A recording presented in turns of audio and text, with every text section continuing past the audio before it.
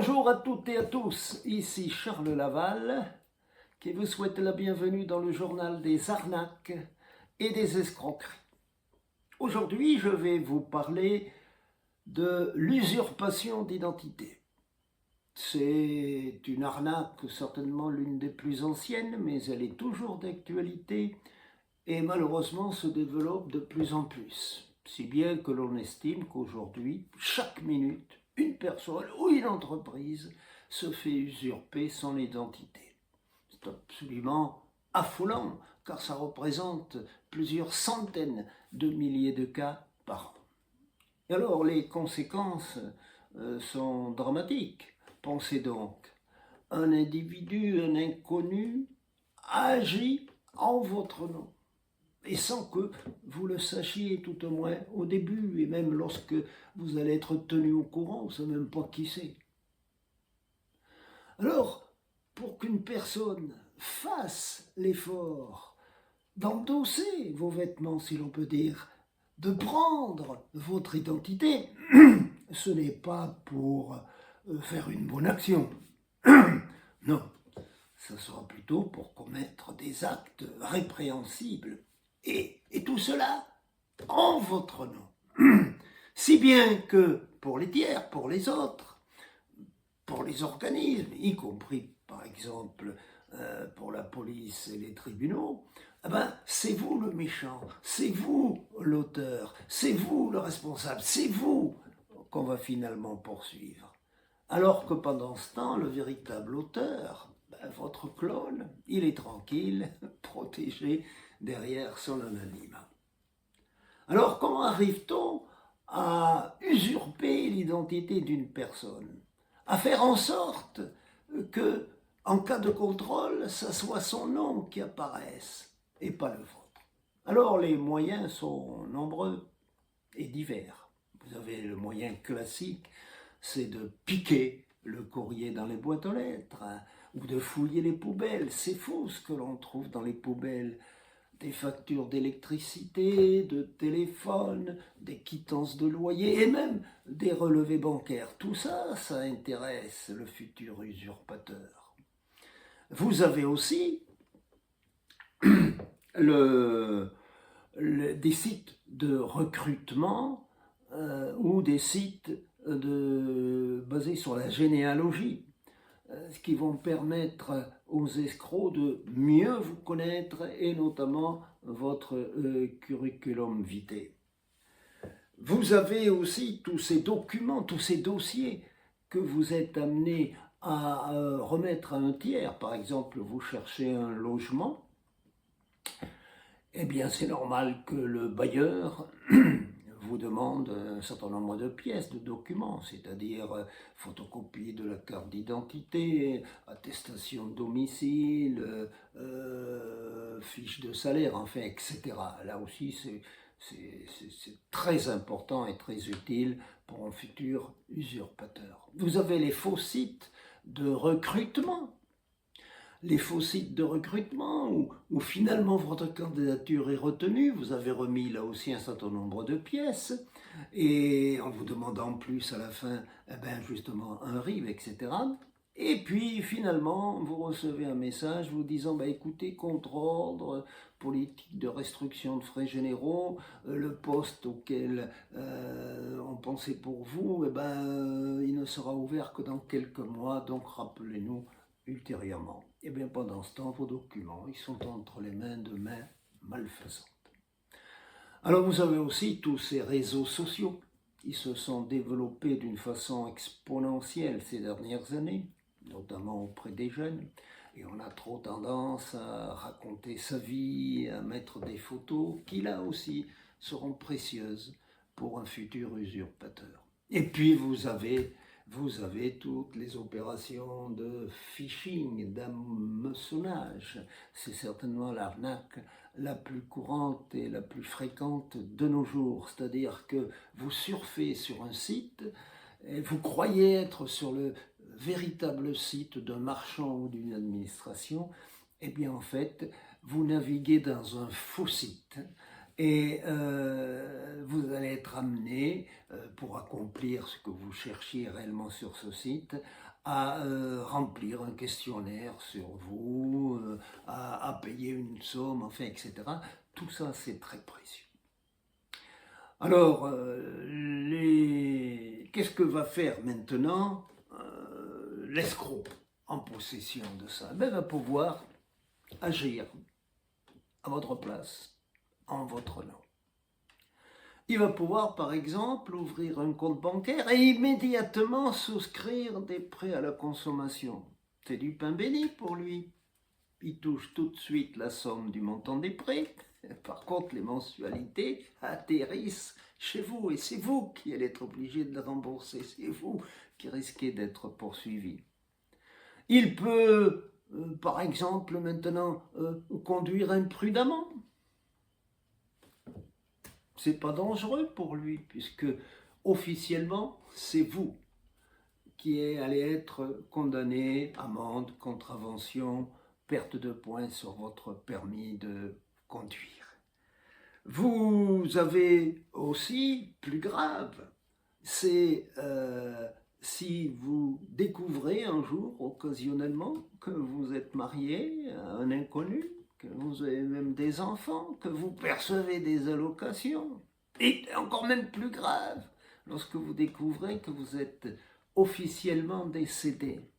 Pas facile après, hein, de vous faire ressusciter administrativement.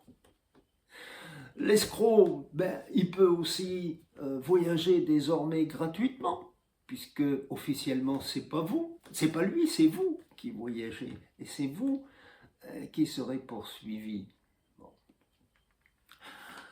Vous voyez que les exemples sont très nombreux, et comment dirais-je, les exemples fourmillent de gens qui sont noyés sous des masses, sous des dizaines, sous des centaines d'amendes, de personnes qui découvrent brutalement qu'elles sont interdits bancaires suite à une cascade de chèques sans provision.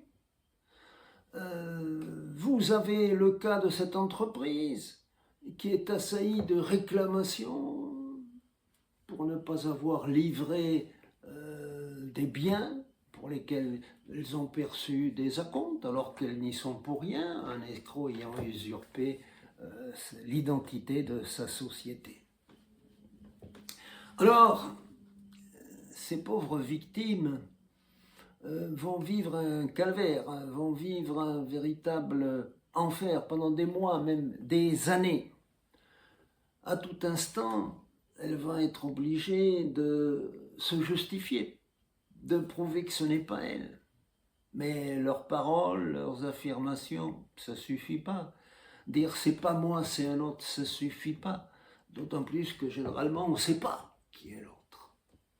Et puis en plus d'être victime, finalement, elles risquent aux yeux des autres, et notamment des administrations, d'être considérées comme des fraudeuses ou des personnes qui ne veulent pas assumer leurs responsabilités.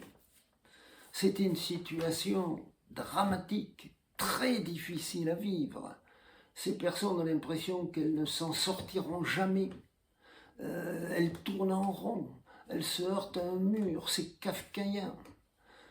Elles appréhendent même d'ouvrir leur courrier, se demandant quelle nouvelle tuile va leur tomber sur la tête. Leur vie quotidienne, personnelle, professionnelle, est complètement bouleversée. Beaucoup tombent en dépression. Certaines même envisagent de se suicider.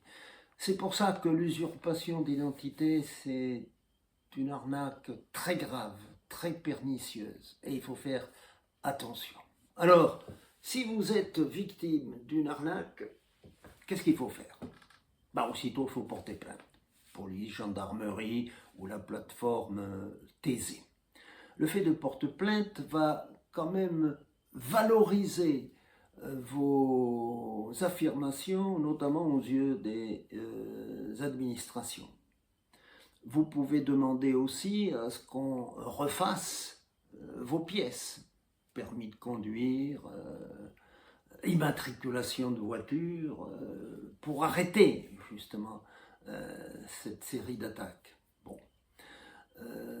Mais ce n'est pas facile tout ça. Vous pouvez vous adresser à des associations de consommateurs, prendre des avocats, mais c'est un véritable parcours du combattant. C'est pour cela qu'il faut prévoir et agir en amont, faire de la prévention. Et là, je vous donne quelques conseils. Surveillez vos documents, mettez-les à l'abri. Si vous les perdez, si on vous les vole, signalez-le à la police, portez plainte. Si vous voulez vous en débarrasser, ne les jetez pas tels quels à la poubelle, détruisez-les, réduisez-les en miettes.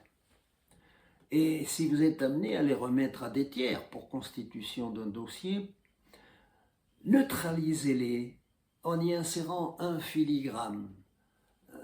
Cette opération fait en sorte que le document remis ne pourra servir que pour le dossier en question, puisque vous aurez ajouté dans le filigrane une annotation. Et le gouvernement a sorti d'ailleurs tout récemment, a créé un site pour vous aider. Il s'intitule filigrane.beta.gouv.fr. Sur le plan informatique, verrouillez l'accès de votre ordinateur par un code, par un mot de passe. Créez des mots de passe pour chacun des sites que vous êtes amené à consulter. Utilisez des mots de passe le plus long possible. Chaque caractère que vous ajoutez va terriblement compliquer le travail des logiciels qu'utilisent les hackers pour décrypter, pour casser tous ces codes. Changez périodiquement de mot de passe. N'utilisez pas le même mot de passe pour chacun de vos sites. Protégez votre ordinateur aussi par un antivirus correct. Attention, attention aux réseaux sociaux. Je me répète, on raconte trop de choses sur votre vie. Je vous donne un exemple. Content de partir en vacances, eh bien, vous lancez ce message. Ah, on est content, vivement la semaine prochaine, on part toute une semaine, toute la famille, aux Baléares. Bah, c'est super, ça c'est du pain béni pour les apprentis cambrioleurs. On sait que la semaine prochaine, votre logement, théoriquement, est vacant. Faites attention ensuite au phishing, c'est-à-dire que chaque fois que vous êtes sur un site, contrôlez l'exactitude de l'URL, c'est-à-dire allez chercher sur Internet, accéder au véritable site pour voir quelle est son URL, ça vous permet de mieux contrôler, voir. C'est facile si vous voulez de modifier un URL, hein. Un point, on le remplace par un tiret, un home, remplacé par un 0, un L par un I, enfin, etc. Voilà un certain nombre d'indications que je vous ai données, mais sachez que c'est un véritable drame, l'usurpation, et que ça vous colle à la peau, pas facile de s'en détacher. Alors j'espère que ces quelques éléments vous seront précieux. Et je vous conseille, si vous voulez en savoir plus sur cette arnaque et sur bien d'autres, de consulter le livre que j'ai écrit au sujet de tous ces méfaits. Il s'intitule « Le grand livre de l'escroquerie », paru aux éditions Le Passeur. C'est un ouvrage important, conséquent, de plus de 500 pages, truffé d'anecdotes pittoresques. C'est un livre amusant, instructif et de mise en garde. Alors, bonne lecture, À bientôt à la prochaine vidéo et surtout, soyez et restez de plus en plus vigilants. Allez, à bientôt.